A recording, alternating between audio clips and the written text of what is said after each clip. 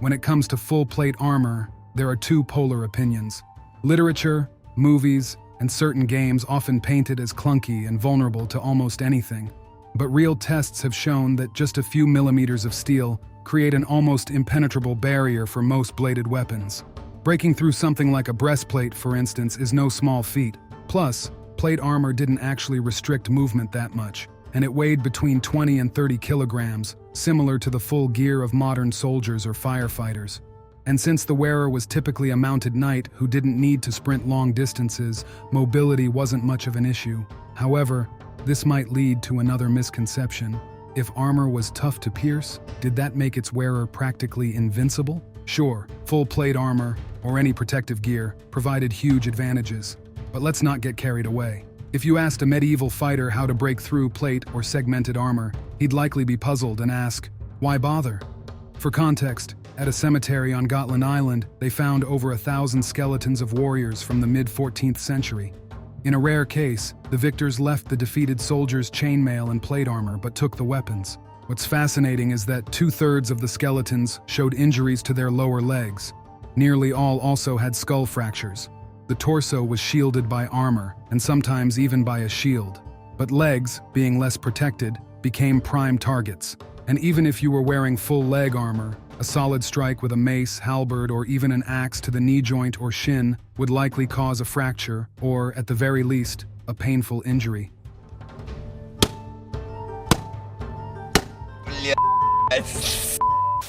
Heavy weapons also had a behind-the-armor effect, where the blow's force could cause fractures without breaking the armor itself. Once injured, the final blow often came to the head or through gaps in the armor. Even though a helmet provided good protection, repeated hits had their toll on the brain and neck, especially from a heavy weapon like a mace. If the helmet didn't absorb enough energy, the brain could collide with the skull, causing trauma. A classic example here is England's King Richard III, who likely had excellent armor. He died in the Battle of Bosworth in 1485, where he famously lost his horse, leading Shakespeare to write, a horse, my kingdom for a horse." But he never got a replacement and died on foot. His remains show that 9 of the 11 injuries were to the head. Under a storm of blows, his helmet either cracked or fell off, leading to fatal injuries. Besides strikes to the legs, which weren't always effective against mounted knights, knights were targeted at armor joints with blade weapons. By the late Middle Ages, swords were designed for thrusting, not for piercing breastplates, but rather for striking less protected areas. It's also worth noting that medieval battles were likely far from what we see in movies. After a fight, the field was littered with the injured and wounded, not just corpses. Some were captured, others were finished off with head strikes or a misericord dagger.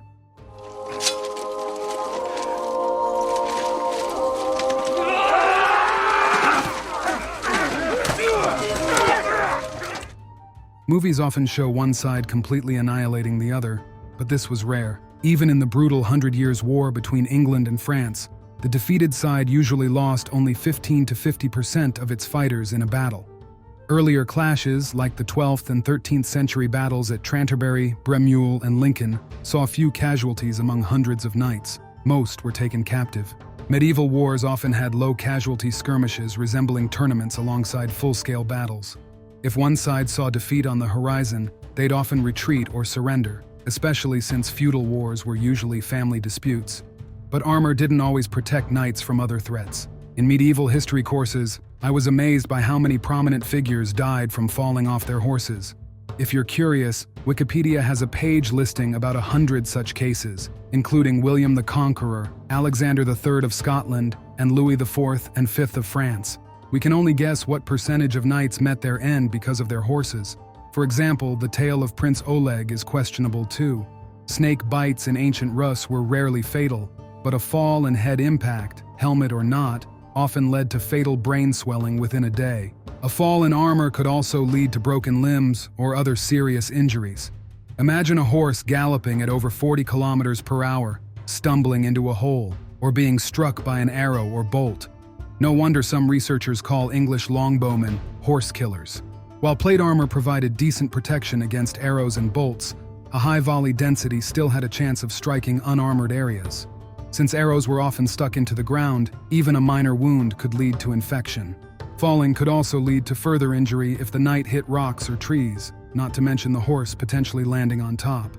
Even today, horseback riding ranks among the top 5 most dangerous sports. Late medieval knights also had to worry about pole weapons, like halberds, that could pull them from their horses, leaving them exposed to blows. Dense formations of pikemen could also lead to knights being thrown off their mounts into hostile crowds. Speaking of armor, some also mention early firearms, but effective handheld firearms didn't appear until the 16th century, at the cusp of the medieval and modern eras. Artillery, like cannons, existed even before full-plate armor, as evidenced by Edward III's cannons at the Battle of Crécy in 1346. By the 15th century, when full plate was in fashion, cannons with forged or cast barrels were common. These cannons shot stone balls weighing between 3 and 320 kilograms, with some firing stone shot. So, on a 15th century battlefield, a knight always faced the small yet possible chance of meeting a flying stone projectile. Even back in the 15th century, before muskets came along, monstrous hand cannons were used in the Hussite Wars. These could be seen as a transitional step in the evolution from cannons to handheld firearms. The weight of these things could reach around 28 kilograms, and while it's hard to call them convenient, they were able to pierce through armor. The weight of the armor also didn't exactly make its wearer a great swimmer. No, protective gear didn't immediately drag its owner down like an anchor, and you could swim in armor, though it would take an enormous amount of energy. However, without a horse to grab onto, air bladders, or other buoyancy aids, a knight's encounter with water usually didn't end well. So, Emperor Frederick Barbarossa, after whom the plan to invade the USSR was named, famously fell off his horse into a river during a crusade and drowned while wearing chainmail. Europe had no shortage of rivers, and crossing them was common, so now and then, divers still find knights on the bottom of rivers and lakes. For instance, there's a 16th century Lithuanian knight found in the Vikra River, or a warrior from Lake Osveja. Fires could also break out during castle sieges. Although the castle walls were stone, the roofs, floors, and furniture were often wood, and straw was commonly spread on the floor. Steel conducts heat about 20 times faster than stone, so in case of fire, armor would heat up pretty fast, and staying inside a burning room in full armor would likely be even riskier than for someone unprotected. That is, if some joint didn't seize up from the heat. But that's just my take. Cold wasn't great for them either. It's not that the armor itself froze up, since they usually wore a warm underlayer, but in a serious freeze, which did happen in medieval and Little Ice Age Europe, metal would become more brittle. Yet when people talk about why most military operations in Europe would stop for winter, they mention logistics, overlooking this factor. Likely crossbows and helmets could break, and even weapons and shields, cuirasses, could become fragile from the cold. Plus, the steel of the time often had impurities, so the cold only worsened its already modest impact resistance by modern standards.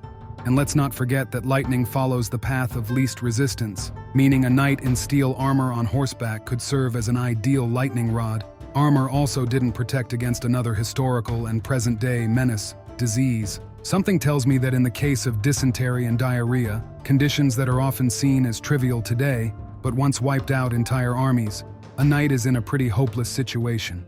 If nature calls, there's barely enough time to get off the horse, deal with the armor, and take care of business. And let's be honest, such a disruption to already questionable hygiene standards can lead to some serious consequences. And while armor and its padding shielded much of the body from insect bites, some bugs could still get into a helmet. Fleas, including those carrying plague, likely managed to get in and even live under the armor. Getting them out or scratching was tough. All in all, full armor definitely provided an edge in battle, but it didn't make a fighter invincible or shield them from the endless dangers of medieval life.